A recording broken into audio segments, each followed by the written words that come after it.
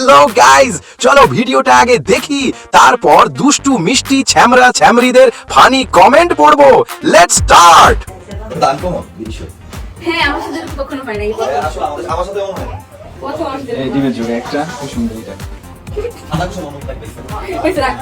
না না না, আরেকটা কাহিনী আছে, ওই যে পেটের একটা বাচ্চা না, ওই বাচ্চার লেগে আরেকটা কুসুম আল্লাহ আল্লাহ রহমত দিয়েছে। হ্যাঁ হ্যাঁ, আল্লাহ রহমত, আল্লাহ রহমত। একটা বেবি লেগে একটা রাইট।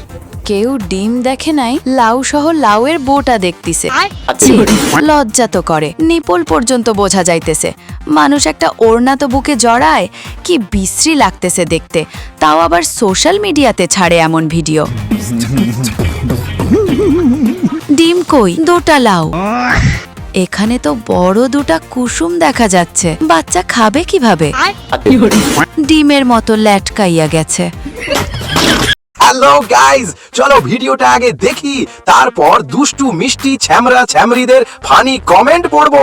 Let's start. 2 নম্বর বিয়ে করছি খুব শীঘ্রই, বাট বলা যাবে না। আমি এখন ছোট, আমার কাছে মনে হয় আরেকটু বড় হলে ওটা পরিকল্পনা করব। তোমার একটা হাজবেন্ড আছে, তোমার বাচ্চা পর্যন্ত আছে, তুমি এখনো ছোট, আবার এগুলোকে রেখে তুমি 2 নম্বর বিয়েও করবে?